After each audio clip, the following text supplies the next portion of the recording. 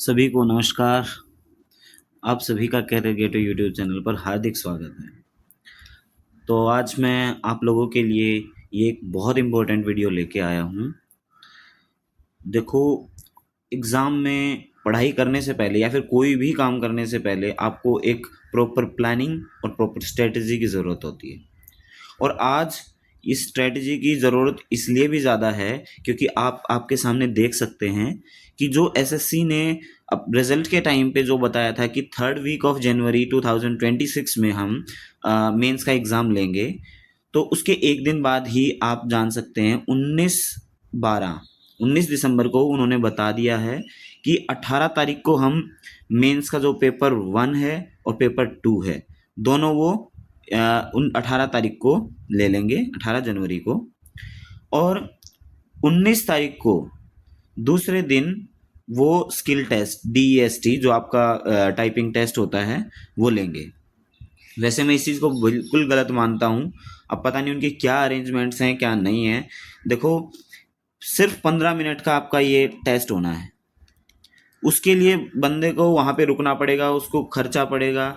और बहुत सारी फीमेल कैंडिडेट्स ऐसी हैं जिनके साथ उनके पेरेंट्स या उनके गार्जियंस उसके साथ जाते हैं, तो उनके ऊपर देखो डेफिनेटली इस चीज़ का एक रिस्पॉन्सिबल प्रेशर रहेगा कि एक दिन वहाँ रुकना पड़ेगा जिस भी शहर में। और एक दिन एक शिफ्ट में पेपर हो रहा है तो डेफिनेटली सेंटर्स भी मुझे जहाँ तक लगता है कि दूर दूर आने वाले हैं। तो एसएससी को इतना सोचना चाहिए था कि 15 मिनट के एग्ज़ाम के लिए वो थोड़ा सा और एक्सटेंड कर लेते, या फिर जो 15 मिनट का जो एग्ज़ाम है वो बीच में ले लेते, स्टैटिस्टिक्स और जो पेपर 1 है उसके बीच में। उससे क्या फ़ायदा होता, जो कि स्टैटिस्टिक्स के लिए एलिजिबल नहीं है कैंडिडेट्स, वो अपना एग्ज़ाम दे के निकल जाते, और जो स्टैटिस्टिक्स वाले स्टूडेंट्स हैं सिर्फ वही बचते, वो अपना 2 घंटे का एग्ज़ाम दे के बाद में वो लोग चले जाते। अब मुझे नहीं पता उनकी क्या अरेंजमेंट्स हैं, लैब्स की क्या प्रॉब्लम है, वो आप जानते ही हैं, आपने प्री में देखा कि कितना ग्लिचेस थे। बट अब इस चीज़ पे ज़्यादा बात करने का कोई बेनिफिट नहीं है क्योंकि एसएससी ने इस चीज़ को अपने एंड से ऑफिशियली डाल दिया है। ठीक है, अब हम बात करेंगे कि हमें प्रिपेयर कैसे करना है। अब देखो, रिजल्ट आया अभी हमारा, तो रिजल्ट आने पे दो चीज़ें हुई डेफिनेटली। अब जो 1,30,000 स्टूडेंट्स हैं उसके अराउंड हैं, तो वो बच्चे हुए क्लियर, ठीक है, और बाकी क्लियर नहीं हुए। सो इन लोगों के लिए मैं अभी इस वीडियो में ज़्यादा कुछ नहीं बोलूँगा, बस इतना ही बोलूँगा, डोंट गिव अप। और इसके लिए डेडिकेटेडली मैं एक वीडियो और बनाऊँगा। देखो, अभी मैं अपने चैनल पे एसएससी रिलेटेड नहीं पढ़ा रहा हूँ, बट नो प्रॉब्लम, मैं एसएससी इतनी बार दे चुका हूँ, बहुत बार, आज तक मेरा प्री नहीं रुका है। और आगे आने वाले टाइम में अभी इसी में स्लाइड है, मैं उसमें बताऊँगा अपने बारे में और जो कंडीशंस हैं, जो सिचुएशंस हैं मैंने फेस की हैं। अच्छा, प्री क्लियर जिनका हुआ है अब हम उन पे फोकस करेंगे। जिनका प्री क्लियर हुआ उसमें भी 2 टाइप के कैंडिडेट्स हैं, जो डाउटफुल थे और जो क्लियर थे। सबसे इम्पोर्टेंट बात, आपको पैनिक नहीं होना है, पैनिक नहीं होना है। क्यों? क्योंकि बहुत सारे स्टूडेंट ये मान के चल रहे थे कि रिजल्ट पता नहीं कब आएगा, और जब भी आएगा उसके बाद हमें 1 से 2 महीना आराम से टाइम मिलेगा, हम आराम से प्रिपेयर करेंगे। 1 से 2 महीना, बल्कि 2 महीने से ज़्यादा, वो मिनिमम 2 मंथ्स एक्सपेक्ट करके चल रहे थे। लेकिन हुआ क्या कि पूरा 1 महीना भी नहीं दिया, या 1 महीना आप मान के चल सकते हो, 1 महीना दिया है। अब इसलिए बहुत सारे पैनिक मोड में आ गए हैं कि अब हम करें तो करें क्या। जिनकी तैयारी है, जो कंटिन्यूअसली प्रिपेयर कर रहे हैं, वो भी पैनिक मोड में आ गए हैं। सो प्लीज़ डोंट पैनिक, और आपको परेशान होने की ज़रूरत नहीं है। अभी मैं आपको तरीके बताऊंगा, उससे आपको काफ़ी बेनिफिट मिलेगा, आप अपने माइंड को शांत कर पाओगे। ठीक है, अच्छा चलो एग्ज़ाम की बात कर लेते हैं। अपना पेपर 1 है और पेपर 2 है। देखो, पहले पेपर 2 के बारे में बता देता हूँ। ये है एक स्पेसिफिक पेपर, जिन लोगों ने JSO जो और स्टैटिस्टिकल इन्वेस्टिगेटर ग्रेड 2 की पोस्ट के लिए अप्लाई किया है, उनके लिए ये पेपर है। उनमें से भी अगर जो इस पोस्ट को नहीं, मतलब अप्लाई कर दिया है, क्लियर भी हो गया है, बट इंटरेस्टेड नहीं है, तो वो छोड़ सकते हैं। लेकिन मैं ये बोलूँगा कि अगर आपकी ये कट ऑफ क्लियर हुई है तो डेफिनेटली आपको ये एग्ज़ाम देना चाहिए, ठीक है। अच्छा, अभी मैं बता देता हूँ पेपर वन। पेपर वन में देखो आपके 4 सब्जेक्ट्स हैं जिनके मार्क्स काउंट होने हैं, मैथ्स, रीजनिंग, जीके जीएस और इंग्लिश। वैसे तो मैं कोशिश यही कर रहा था कि एक ही वीडियो में आपको इन सब के बारे में बता दूं, किसका क्या करना है, सब्जेक्ट स्पेसिफिक भी बताऊं, बट मुझे लगता है उससे वीडियो बहुत ज़्यादा लंबी हो जाएगी, बोरिंग हो जाएगी और आप शायद उस वीडियो को आप देखेंगे नहीं, प्रेफर नहीं करेंगे, ठीक है। लेकिन हमें पता होना चाहिए हमारे कौन कौन से सब्जेक्ट्स हैं। साथ में आपके जो सब्जेक्ट हैं कंप्यूटर और टाइपिंग, ये भी एक तरीके से सब्जेक्ट ही हैं। कंप्यूटर में आप फेल, आप इनमें से रैंक 1 ले आओ तो कोई बेनिफिट नहीं है, लेकिन कंप्यूटर में जैसे मिनिमम कट ऑफ आप जनरल की मान के चल सकते हो, पिछले 3-4 साल के डेटा के हिसाब से 27 मार्क्स आपको जनरल में चाहिए ही चाहिए, और शायद ओबीसी, एससी, एसटी जो रिजर्व कैटेगरीज है उनके लिए मिनिमम आई थिंक 24 मार्क्स चाहिए, जो कि जो आपकी पहले इंटरव्यू पोस्ट होती थी उनके अकॉर्डिंग, लाइक आपकी जो इंस्पेक्टर पोस्ट है या जिसमें डीएसटी की ज़रूरत है, सीपीटी पोस्ट बोलते थे एग्जैक्टली, तो उनके लिए आपको इतना मार्क्स चाहिए। बाकी की जो दूसरी पोस्ट बच गई जिनके लिए डीएसटी ज़रूरी नहीं होता था, पहले सीपीटी ज़रूरी नहीं होता था, उनके लिए 18 मार्क्स जनरल की जो कट ऑफ है वो मानी जाती है। देखो एसएससी ने डिक्लेयर कुछ नहीं किया है कि भाई आपकी 27 है, 24 है, 18 है, किसके लिए कितना है, बट जितना भी पिछले सालों का डेटा है वो यही बता रहा है कि भाई इतने मार्क्स आपके आने ही आने चाहिए। अगर आपको सीपीटी वाली पोस्ट चाहिए जनरल में और विदाउट सीपीटी वाली चाहिए तो आपके 18 मार्क्स चाहिए चाहिए। टाइपिंग की स्पीड है 27 वर्ड्स पर minute with 95% accuracy for general candidates. अब टाइपिंग की भी, जिस दिन टाइपिंग की बात करेंगे उसके लिए कंप्यूटर और टाइपिंग की एक मैं अलग से वीडियो बनाऊंगा, उसमें आपको बताऊंगा। अभी ठीक है, अभी हल्का हल्का हमें उसके बारे में जान लेते हैं। अच्छा, एग्ज़ाम लेवल्स की बात करें, अभी जो रीसेंट एग्ज़ाम्स हुए हैं उनको थोड़ा सा मैंने एनालाइज किया, उसमें पता चला हमें कि पहले जो फोकस होता था वो होता था रीजनिंग और मैथ्स पे। जो जीके जीएस और इंग्लिश थी वो आसान आता था, मतलब प्री की बात कर रहा हूँ, जब सिर्फ प्री में आपका ये चारों सब्जेक्ट आते थे। मेंस में होता था आपका मैथ्स और इंग्लिश, ठीक है। इंग्लिश जनरली आसान ही रहती थी, जो सोली फोकस रहता होता था मैथ्स ओरिएंटेड आपका एग्ज़ाम होता था। लेकिन अब जब से मेंस में आपके चारों सब्जेक्ट आने शुरू हुए हैं उसमें पता चला कि भाई मैक्सिमम टाइम इजी ही पेपर आ रहा है मैथ्स का और रीजनिंग का, जबकि पहले बच्चे इन्हीं 2 सब्जेक्ट्स पे बहुत ज़्यादा फोकस करते थे, लेकिन अब ये इजी आने लग गया। उससे क्या हुआ, जो पढ़ने वाले बच्चे हैं उनको नुकसान हो रहा है। उनको नुकसान क्या हो रहा है कि जो नहीं पढ़ने वाले वो भी उस इजी क्वेश्चन को आसानी से कर पा रहे हैं। अब 1 से 2 क्वेश्चन आपके ऐसे होते हैं जो कि अच्छे लेवल के होते हैं, लेकिन कई हैं उस टाइम इतना बच जाता है उस सेक्शन में कि उस 1-2 क्वेश्चन को भी वो टाइम लगा के निकाल लेते हैं, या कोई किसी ने तुक्का लगा दिया उसका वो भी ठीक हो गया। तो इसमें आप है ना, पढ़ने वाले नहीं पढ़ने वाले जो स्टूडेंट्स हैं उसमें बहुत ज़्यादा डिफरेंस नहीं डाल सकता, मतलब जो मार्क्स आएंगे। और लेकिन एक चीज़ मैं इसमें स्टार लगा के बोल रहा हूँ कि ये मत मान के चलिए कि इस बार भी सेम पैटर्न आएगा, इजी टू मॉडरेट नहीं, ये चेंज हो सकता है। कंडीशंस अप्लाई भाई, कंडीशन अप्लाई हो रही हैं, ठीक है। इनको प्रिपेयर करना है और मुझे लगता है कि इस पर सबका जनरली फोकस रहता ही है, तो आपने प्रिपेयर कर ही लिया होगा। बट इसको ऐसे नहीं मान के चलना कि नहीं ये तो अब की बार भी आसान आएंगे, चांसेस हैं, बट हमें अपनी तैयारी बिल्कुल वॉर लाइक प्रिपरेशन करनी है। ऐसा नहीं है कि भाई हम इनको छोड़ देंगे कि भाई ये हर साल ईजी आ रहे हैं। अच्छा, अब जीके जीएस और इंग्लिश इनका भी नहीं मानना है कि भाई ये मॉडरेट टू हार्ड आते आ रहे हैं तो ये अब की बार भी मॉडरेट टू हार्ड आएंगे, सिर्फ इन पे फोकस करेंगे, हम इन पे फोकस नहीं करेंगे।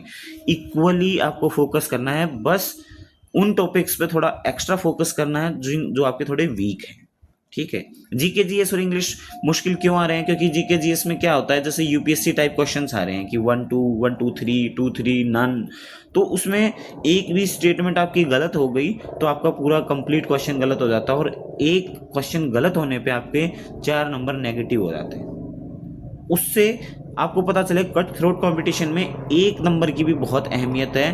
तो इसीलिए आपको बिल्कुल ध्यान से सब करना है।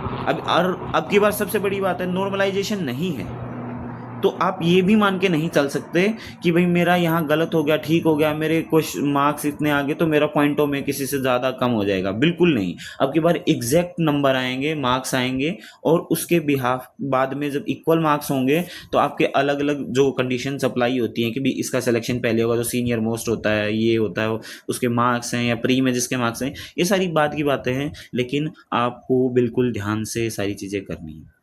इंग्लिश में मेन चीज़ क्या चेंज हो गई है अभी, वोकेबलरी अच्छे लेवल की आने लगी। पहले क्या होता था, रिपीटेड मोड्स पे आती थी, पैरा जंबल को बड़े बड़े कर दिया गया है कि भाई आदमी पढ़ने से भी कतराए, और पढ़े तो उसका टाइम वेस्ट हो जाए और गलत होने के चांसेस हो। तो इसके लिए आप अपनी रीडिंग को अच्छा कर सकते हैं इन दिनों में, ठीक है। बाकी की चीज़ें आप मैनेज कर ही लेंगे।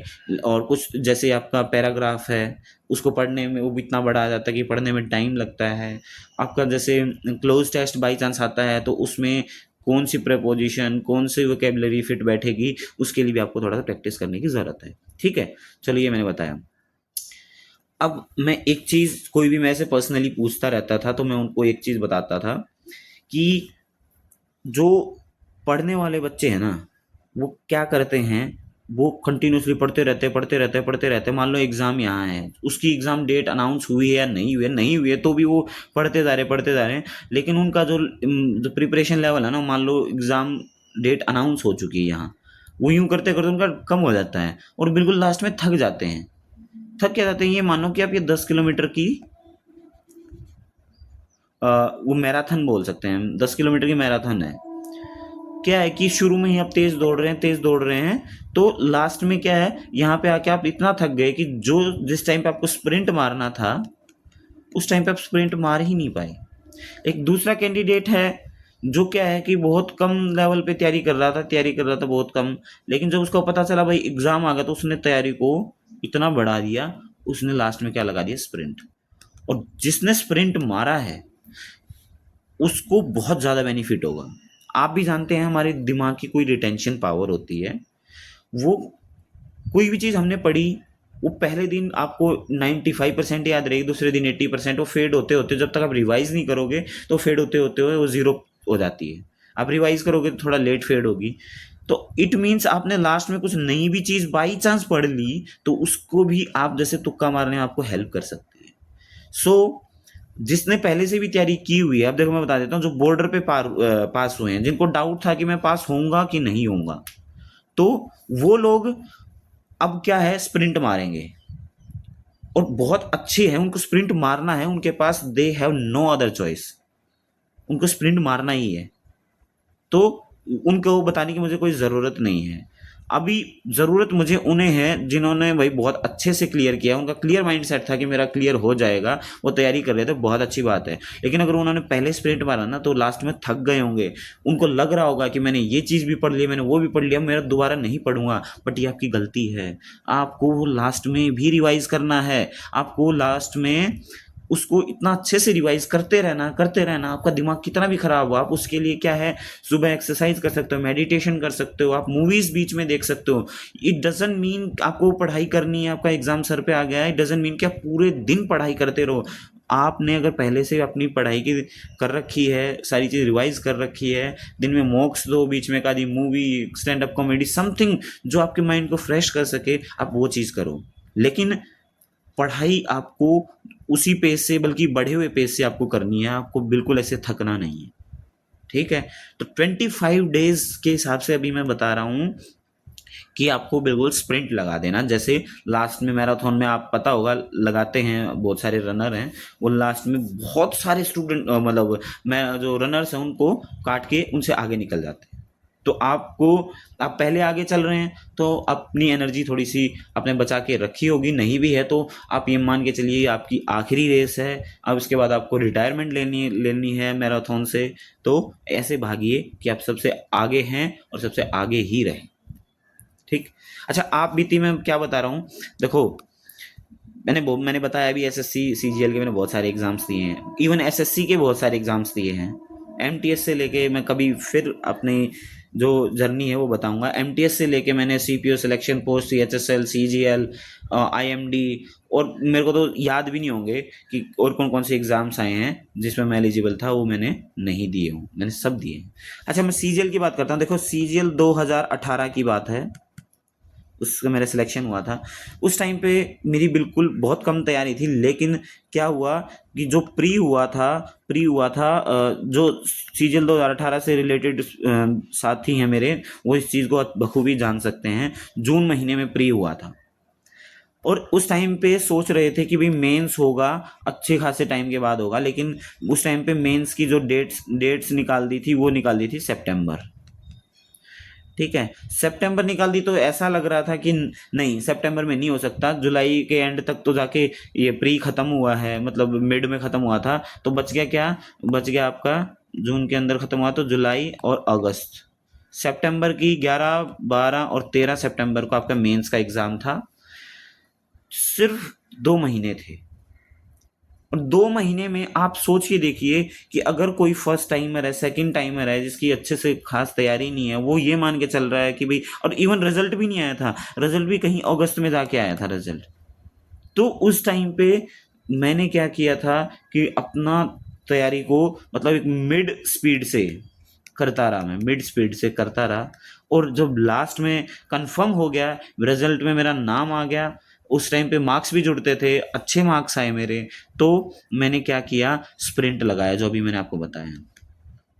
बहुत सारे ऐसे स्टूडेंट थे जिनके मेरे से बहुत अच्छे मार्क्स आए थे प्री एग्जाम में, उस टाइम पे मार्क्स जुड़ते थे, लेकिन वो थक चुके थे, लेकिन मैंने स्प्रिंट लगाया, और मेरा फाइनली सीजीएल 2018 में सिलेक्शन हुआ। ठीक है, तो इस चीज से मैं आप बीती से ये बताना चाह रहा हूं कि अभी आपका जो प्री का एग्जाम हुआ था, आई थिंक सितंबर में हुआ था, और अभी आप जनवरी में, मिड जनवरी में आपका मेंस का एग्जाम हो रहा है। तो अभी सितंबर के बाद है अक्टूबर, नवंबर, दिसंबर, और कुछ सितंबर का पार्ट और कुछ जनवरी का पार्ट आप देखेंगे तो आपको 4 मंथ्स के अराउंड मिला है, और यहाँ पे कितना मिला था, ओनली 2 मंथ्स। देखो डिफरेंस कितना है, लेकिन रिजल्ट के बाद की जो सिचुएशन है वो है सेम। अब मैंने रिजल्ट से के बाद की जो सिचुएशन है उसके बारे में आपको बताया कि आपको एकमात्र आपका जो सॉल्यूशन है वो है स्प्रिंट। स्प्रिंट कैसे लगाना है वो मैं सब्जेक्ट वाइज आपको अलग से बताऊँ। ठीक है, ये मैंने आप बीती बताई सो दैट कि आप उससे ओरिजिनल सिचुएशन से रिलेट कर सको। अच्छा, अब बता देता हूँ कि हमें क्या सीखना है इस टाइम में।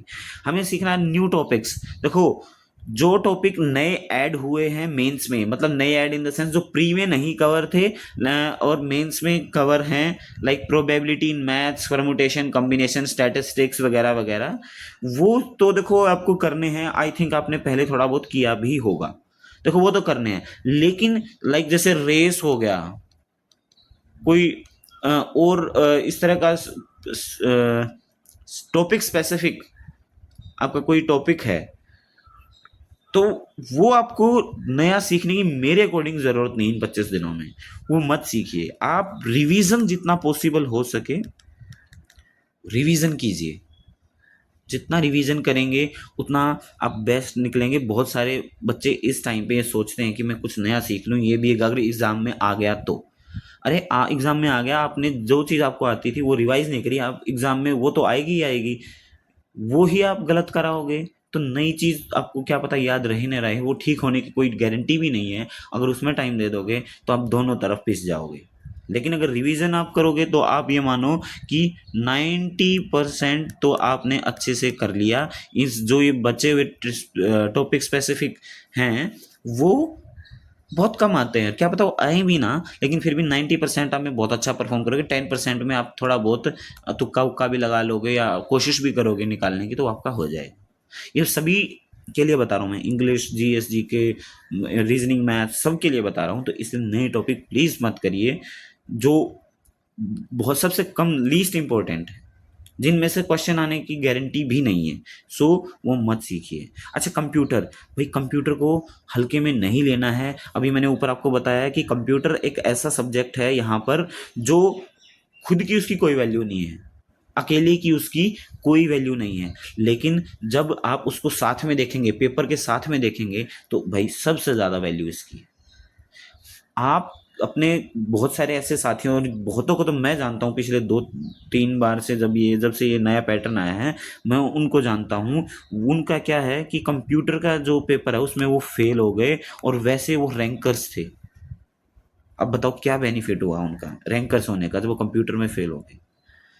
अब कंप्यूटर की और टाइपिंग की जो मैं अभी स्ट्रेटजी बताऊंगा, तब उसके बारे में आपको इलेबोरेट करके बारे बताऊंगा कि भी कैसे कैसे आपको करनी चाहिए। टाइपिंग भी आपको करनी है, टाइपिंग में भी अगर आप फेल तो आप कंप्लीट फेल। तो इन पे कंप्यूटर पे थोड़ा बहुत ध्यान देना ज़रूरी है। टाइपिंग में आप ये माइंड फ्रेश करने के लिए इसको माइंड फ्रेशनिंग एक्सरसाइज मान के चलिए। ये माइंड फ्रेशनिंग एक्सरसाइज है, बीच में आपको माइंड फ्रेश करना हो तो आप टाइपिंग करना चालू कर दीजिए अगर आपके पास अवेलेबल है। और नहीं अवेलेबल है तो भाई बाहर कहीं भी कंप्यूटर सेंटर में जाइए, दिन में 2 बार जाइए अगर आपकी कंप्यूटर स्पीड बहुत अच्छी नहीं है, और 1 बार तो एटलीस्ट आपको जाना चाहिए अगर आपकी कंप्यूटर स्पीड ठीक ठाक है। पेपर अटेम्प्टिंग मेथड, भाई पेपर कैसे अटेम्प्ट करना है, चलो वो जब भी मैं सब्जेक्ट स्पेसिफिक स्ट्रेटजी की वीडियो बनाऊंगा उसमें मैं बताऊंगा कैसे आपको अटेम्प्ट करना चाहिए, लेकिन आपको ये आना चाहिए। बहुत सारे बच्चे इस वजह से एक क्वेश्चन में बहुत ज़्यादा टाइम वेस्ट कर दिया, उसकी वजह से आपका वो क्वेश्चन हुआ भी नहीं, टाइम भी वेस्ट होगा, तो दिमाग ख़राब हो जाता है। आदमी सोचता है एग्ज़ाम में कि यार मेरा तो गया, बस मेरा पेपर ख़राब हो गया। नहीं, ऐसा नहीं है। वो सारी चीज़ें मैं बताऊंगा, बट आपको ऐसा नहीं सोचना है। अगेन वहाँ एग्ज़ाम में भी पैनिक नहीं होना है। टाइम मैनेजमेंट, टाइम मैनेजमेंट ज़रूरी है। अगेन वही जो चीज़ मैंने बताई कि एक पे ज़्यादा टाइम वेस्ट कर दिया, बाकी का कम टाइम रह गया, क्वेश्चन बच गए ज़्यादा, तो आप परेशान हो जाते हैं। तो टाइम मैनेजमेंट आप पहले से सीख के जाओगे। ये मॉक्स किस लिए होते हैं? मॉक्स आपकी नॉलेज बढ़ाने के लिए नहीं होता, वो आपका एग्ज़ाम जैसे एनवायरनमेंट क्रिएट करके आपका पेपर कैसे दे सकते हो, आप टाइम मैनेजमेंट कैसे करोगे, तो उसके लिए होता है। तो आप मॉक्स लगा सकते हो, बहुत ज़्यादा नहीं लगाने हैं, ये भी मैं बताऊँगा। सिचुएशन मैनेजमेंट, अच्छा ये टाइम मैनेजमेंट से अलग कैसे है? सिचुएशन मैनेजमेंट वो है आपका आप एग्ज़ाम दे रहे हैं, कंप्यूटर बंद हो गया, साइड में कोई बोल रहा है, या कुछ भी ऐसा इशू हुआ जिससे सिचुएशन आपको लग रही है कि वो ख़राब हो रही है, तो आप उसको कैसे मैनेज करोगे? तो वो ये है कि आपको शांत रहना, आपको सिर्फ उस स्क्रीन पे फोकस करना है। अगर आपका कंप्यूटर बंद हो गया सो डोंट वरी, आपका टाइम वहीं से शुरू होगा जहाँ पे आपका रुका था। आपको बिल्कुल उसी जगह रुक जाना है, जैसे स्क्रीन बंद हुई आपका माइंड वहीं बंद हो जाना चाहिए। जब स्क्रीन चालू हो वहीं से आपको चालू करना है। आपको दिमाग बिल्कुल भी ख़राब नहीं करना, डोंट वरी। जितना दिमाग ख़राब करोगे उतना बल्कि आपके लिए परेशानी बढ़ेगी, घटेगी नहीं। ठीक है, ये चीज़ों का बहुत ध्यान रखना है। अच्छा, जो भाई सबसे मिस्टेक्स क्या क्या होती हैं, देखो कुछ मिस्टेक्स तो मैंने अभी बताई कि भी क्या क्या होती हैं, उसके बारे में क्या सीखना है। ठीक है, लेकिन फिर भी चलो मैं वैसे थोड़ा सा बता देता हूँ कि भाई बहुत सारे है कि जिन पे फोकस नहीं करना, जिन पे फोकस नहीं करना टॉपिक्स पे, उन पे क्या है वो पूरा ध्यान लगा देते हैं, फुल एनर्जी उन्हीं टॉपिक्स पे लगा देते हैं कि भाई मेरे को ये नहीं आते, बाकी सब आते हैं, तो इस जो फुल एनर्जी उन पे लगा दी जो नहीं आते। बिल्कुल भी ऐसा नहीं करना है, प्लीज़ डोंट डू दिस। ठीक है, ये वो करना है। अच्छा, बहुत सारे होते हैं भाई ये कर देते हैं कि भाई मैं ना अब नए सोर्स से पढ़ूंगा, न्यू सोर्स से। भाई इन दिनों में न्यू सोर्स का नहीं है। मैं तो चलो आपके लिए वीडियो नहीं बनाई, एक दूसरे एग्जाम्स के लिए वीडियो बनाई है, उनमें मैंने बताया है कि खुद के notes, self handwritten notes आपके रहेंगे तो आपके लिए वो रामबाण है, रामबाण है वो।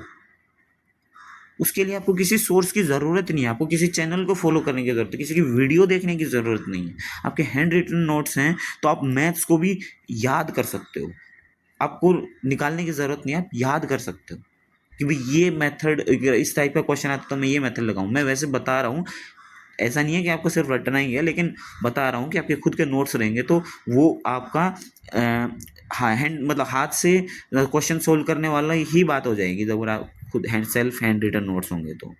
दूसरा भाई इग्नोर नहीं करना है, जो इग्नोर करते हैं कंप्यूटर और टाइपिंग को भाई, अभी मैंने बताया कि कितना उनका सिग्निफिकेंस है, तो प्लीज़ डोंट डू दिस, ये भी नहीं करना है। अच्छा, दूसरों की तैयारी से इन्फ्लुएंस नहीं होना है, नो इन्फ्लुएंस, या फिर चलो मैं मिस्टेक्स बता रहा हूँ ना, मिस्टेक्स क्या होती हैं, तो नो सॉरी इन्फ्लुएंस होते हैं लोग। क्या इन्फ्लुएंस होते हैं भाई, तूने ये पढ़ लिया, अच्छा तूने तो ये भी पढ़ लिया, तूने तो वो भी पढ़ लिया, तू तो ये क्वेश्चन भी आता है, वो भी आता है। भाई वो चीज़ नहीं है, आपको अपनी तैयारी पे ध्यान देना है, दूसरे किस हिसाब से तैयारी कर रहे हैं, कुछ कर रहे हैं, उससे कोई फ़र्क नहीं पड़ता। मैं बहुत सारे ऐसे बंदों को जानता हूँ जिनकी तैयारी बहुत तगड़ी थी लेकिन मेंस में परफॉर्म नहीं कर पाए, तो इन्फ्लुएंस नहीं होना है भाई। अच्छा, मॉक्स के मार्क्स से जजमेंट कर लेते हैं। अब मान लो खुद के मॉक्स के मार्क्स आए कम, तो खुद को मानते हैं कि भाई मेरे को तो नहीं आता कुछ भी, और किसी दूसरे के मॉक्स के मार्क्स आए ज़्यादा कि भाई उसके तो एवरेज ही इतना बन रहा है, और वो लगते हैं कि भाई यही सिलेक्शन होगा, भाई हम हताश हो जाते हैं। बिल्कुल भी नहीं, ये मतलब मॉक्स हैं आपके, ओरिजिनल पेपर नहीं है। ओरिजिनल पेपर वाले दिन जो अच्छा परफॉर्म करेगा वही जीतेगा, मॉक्स के बिहाफ पे आप कुछ नहीं डिसाइड कर सकते। तो इसीलिए ये इससे भी आपको अपने आप को जज नहीं करना, दूसरे को भी जज नहीं करना है, ठीक है। ये बहुत इम्पोर्टेंट चीज़ है, आपको ऐसे नहीं करना है कि हाँ यार भाई उसके इतने अच्छे नंबर आ रहे हैं, वो आ रहे हैं। अच्छा, ओवर अटेम्प्टिंग ऑफ मॉक्स, भाई ओवर अटेम्प्टिंग नहीं करनी है, रिवीजन भी करना है। अब मान लो आप मॉक्स ही दे जा रहे हो, सोच रहे हो कि मैं रिवीजन करूँगा हो जाएगा इससे मेरा, नहीं, दिन में एक मॉक बहुत है, नहीं तो 2 दिन में एक मॉक चल जाएगा, इतने दिनों में आपकी टाइम मैनेजमेंट हो जाएगी, आपको सफिशिएंट टाइम मिल जाएगा। और दूसरा, आप क्या है, जो रॉन्ग क्वेश्चंस होते हैं मॉक्स में, रॉन्ग क्वेश्चंस हैं, उनको आप दोबारा से नहीं देखते हो, उनको रिवाइज नहीं करते हो, उनको आपकी कमजोरियों को आप फाइंड आउट नहीं करते हो, उनका इंट्रोस्पेक्शन करके उनकी नॉलेज इन्फॉर्मेशन वो नहीं करते हो, तो वो आपकी एक गलती है, बहुत बड़ी गलती है, ठीक है। कोई नया रूटीन नहीं बनाना, और भी बहुत सारी चीज़ें वो साथ के साथ मैं आपको बता दूंगा जब आगे फर्दर वीडियोस और बनाऊंगा मैं स्ट्रेटजी की, तो उनमें बताता रहूँगा। अभी ये वीडियो लंबी हो रही है। सब्जेक्ट वाइज स्ट्रेटजी मैंने बताया कि मैं अलग से बनाऊंगा, हर एक की अलग वीडियो बनाऊंगा, हर सब्जेक्ट की मैं अलग वीडियो बनाऊंगा।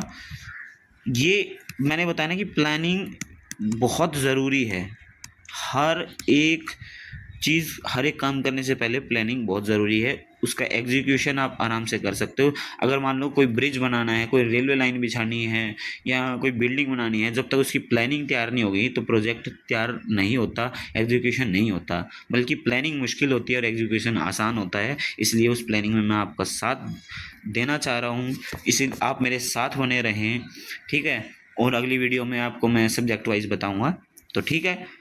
मुझे लगता है आपको ये बहुत अच्छी लगी होगी वीडियो, आपने एंड तक देखी होगी, बहुत कुछ आपको सीखने को मिला होगा, और आपका माइंडसेट कम्प्लीटली डिफरेंट होगा अब, और आप बहुत अच्छे से पढ़ेंगे।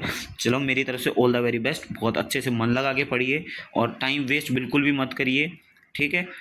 अगली वीडियो में मुलाकात होती है, तब तक आप अपना ख्याल रखें। बाय बाय, टेक केयर, जय हिंद।